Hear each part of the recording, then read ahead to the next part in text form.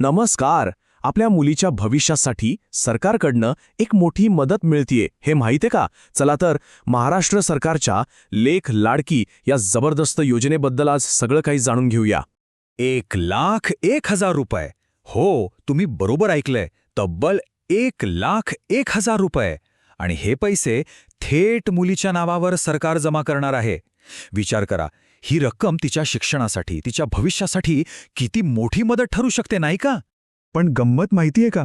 जवळपास 90% लोकांना या योजनेबद्दल काहीच माहिती नाहीये आणि अनेकांना वाटतं की हे सगळे पैसे एकदम मिळतात. पण तसं नाहीये. हे पैसे मुलीच्या जन्मापासून ती 18 वर्षांची होईपर्यंत वेगवेगळ्या टप्प्यांवर विभागून दिले जातात.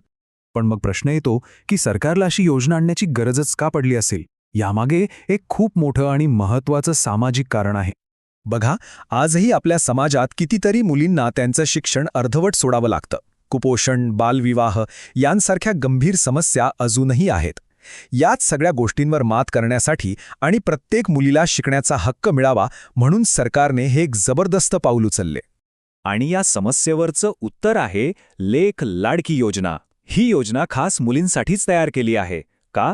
तर त्यांना एक आर्थिक आधार मिळावा आणि त्या आपलं शिक्षण पूर्ण करून खऱ्या अर्थाने स्वतःच्या पायावर उभ्या राहू शकतील. तर मग हे पैसे नेमके मिळतात कसे? चला बघूया. मुलीच्या जन्मानंतर मिळतात 5,000.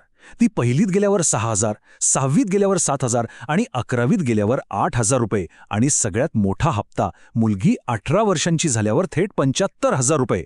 म्हणजे बघा, तिच्या शिक्षणाच्या प्रत्येक महत्त्वाच्या वळणावर ही योजना तिला आर्थिक आधार देते.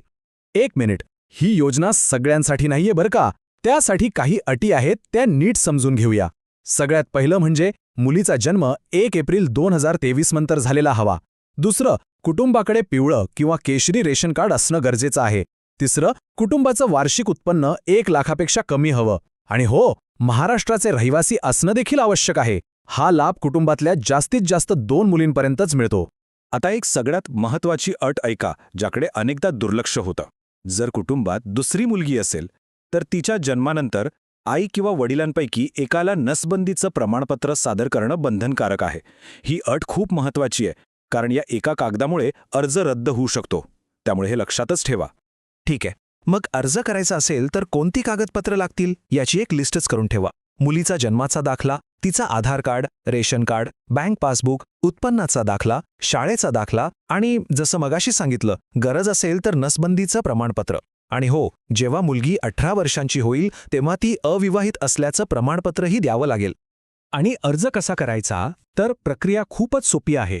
मुलीच्या जन्माची नोंदणी झाली ना की ही सगळी कागदपत्र घ्यायची आणि थेट जवळच्या अंगणवाडी सेविकेकडे जायचं. तिथे अर्ज भरून जमा करायचा. बस, बाकीची पुढची प्रक्रिया सगळी ऑनलाईन होते. म्हणजेच कुठेही सरकारी ऑफिसमध्ये हेलपाटे मारायची गरज नाही.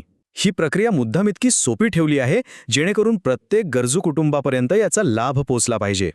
तर मग ज्यांच्या घरात मुलगी आहे किंवा ज्यांच्या घरी लवकरच चिमुकलीचे पाय लागणार आहेत त्यांच्यासाठी ही माहिती किती महत्त्वाची आहे, नाही का? विचार करा, ही एक योजना त्या मुलीचं अख्खं भविष्य आर्थिकदृष्ट्या सुरक्षित करू शकते. म्हणूनच ही माहिती फक्त स्वतःपुरती मर्यादित ठेवू नका, ती जास्तीत जास्त लोकांपर्यंत पोचवा.